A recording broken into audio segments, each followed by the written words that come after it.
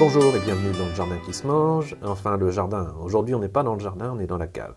Je fais cette vidéo pour vous présenter un peu l'installation que je viens de terminer pour faire les semis cette année. Donc en fait on est, comme vous le savez peut-être, dans le sud de l'Aisne, donc il fait assez froid l'hiver, il fait assez froid au printemps, il est très difficile de faire les semis en extérieur et on n'a pas de serre. Donc pour pallier à tout ça, on a fait une installation, une espèce de mini-serre de semis intérieur.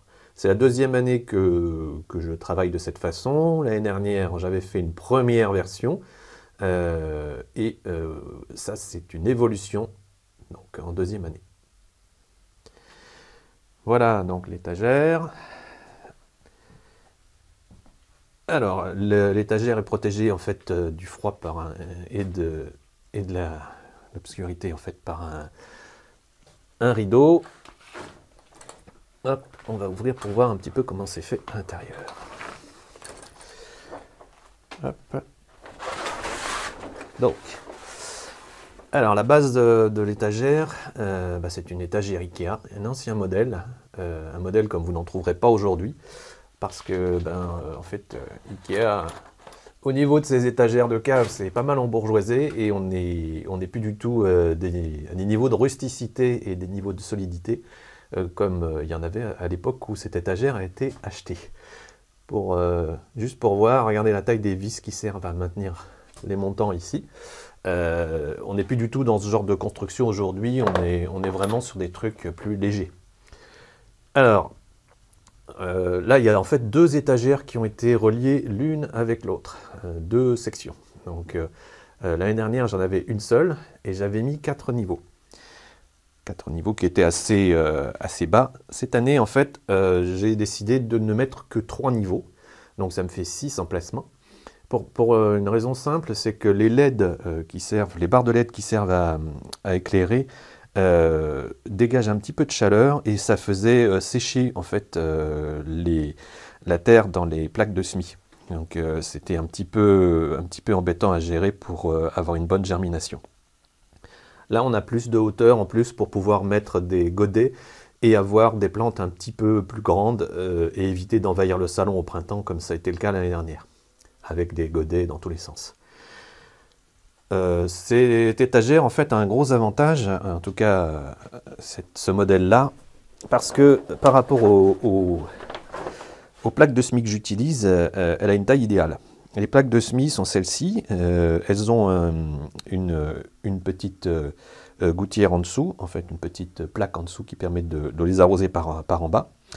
L'étagère elle-même fait, chaque plateau de l'étagère fait 90 cm de long et 50 cm de large. Les plaques de semis font 50 cm de long et 30 cm de large. Ce qui veut dire qu'en fait sur chaque plateau, je peux mettre 3 plaques de semis côte à côte, ou 3 gouttières côte à côte pour mettre des godets dedans. Donc c'est très pratique, ça permet vraiment de maximiser l'espace et ça correspond exactement à la taille de l'étagère. Pour avoir une bonne répartition de la lumière, donc j'ai agrafé sur la partie arrière de l'étagère un revêtement qui s'appelle Diamond. C'est une toile achetée en rouleau de 10 mètres. Ce sont des produits qui sont utilisés donc, pour la culture en intérieur. Ce revêtement-là est beaucoup plus rigide et beaucoup plus facile à manier que le mylar que j'utilisais l'année dernière, qui est lisse, donc qui réfléchit bien, mais qui est très fragile. Le mylar se déchirait facilement, notamment quand on l'agrafait sur un côté, il avait tendance à se déchirer. Là, on est sur quelque chose qui sera plus solide, je pense, avec les agrafes qui sont fixées sur l'extérieur. Donc toute la partie arrière et latérale de l'étagère a été agrafée de ce revêtement. Et ce revêtement a aussi été utilisé sur la partie intérieure des rideaux. Je l'ai fixé sur un rideau parce que sinon il a tendance à beaucoup rebiquer, ce qui est quand même pas très très pratique. D'ailleurs on le voit sur les côtés, il a tendance à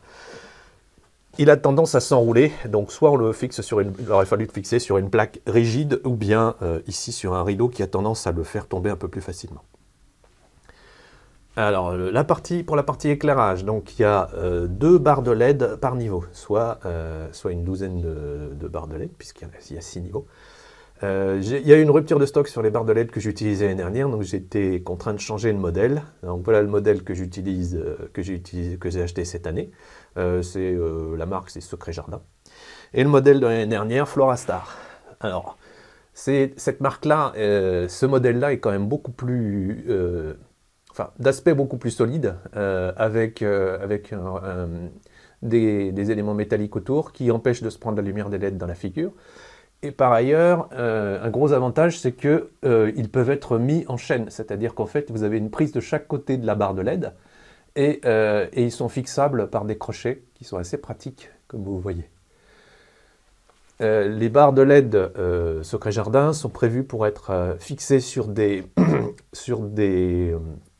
espèces de petites barres qui sont à l'intérieur des chambres de culture qu'ils proposent. Donc c'est un petit peu moins pratique. Et l'autre fait, c'est qu'on ne peut pas les mettre bout à bout. Donc en gros, pour 4 barres de LED de cette marque, j'ai 4 fils. Alors qu'ici, pour 4 barres de LED Florastar, j'ai un fil, puisque au bout de la barre, en fait, les deux barres sont reliées par un seul fil. Donc si je veux allumer ces barres de LED, c'est beaucoup plus pratique. J'allume tout le niveau d'un seul coup, au lieu d'avoir des fils en pagaille, comme c'est le cas pour les autres. Donc je verrai si j'arrive à retrouver. Maintenant, j'ai le site web de Florastar sur les barres, donc on pourra regarder. Au niveau des sorties de fil électriques, j'ai acheté toujours dans des boutiques de culture en intérieur, une espèce de dispositif qui est une petite chaussette en fait qui se fixe. On découpe la toile et on a un dispositif qui se fixe des deux côtés pour guider les fils et éviter qu'ils se baladent comme ils veulent. Ensuite, les fils arrivent sur une multiprise qui est ici, et cette multiprise est reliée à un timer. Donc le timer qui est ici est un timer mécanique, ce qui évite le problème qu'on a avec les timers électroniques qui se dérèglent quand il y a une coupure de courant. Celui-là continuera à fonctionner.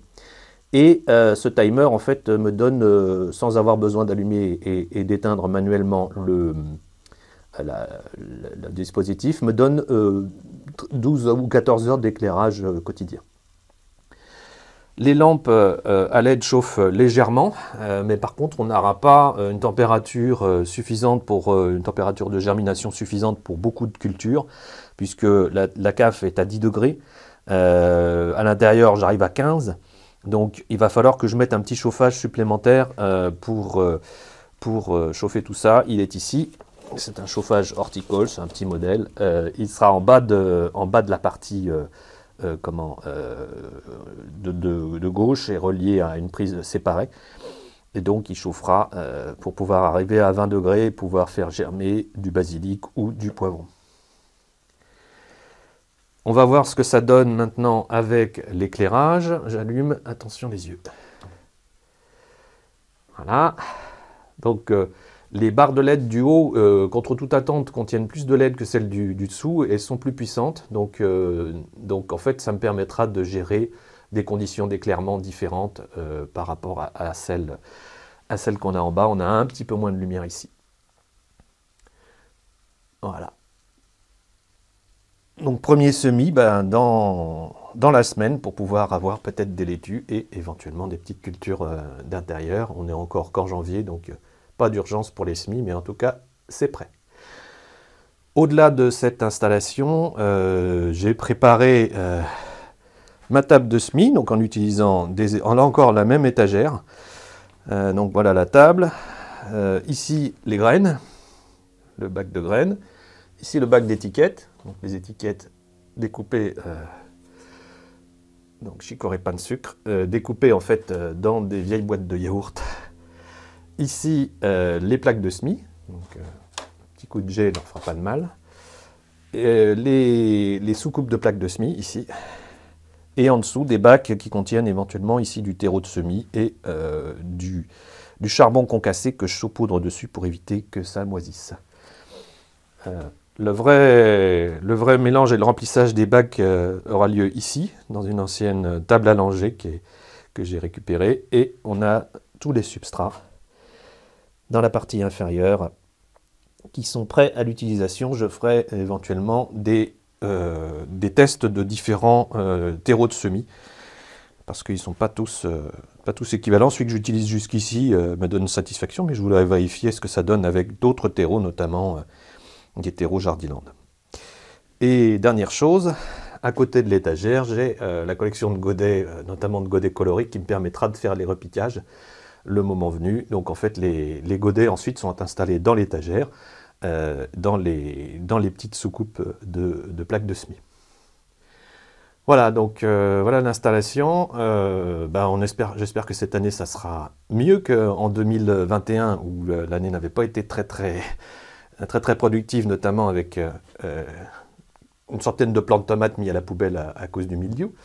Et donc, on verra ce que ça va donner. En attendant de pouvoir commencer tout ça, je vous souhaite un bon jardinage.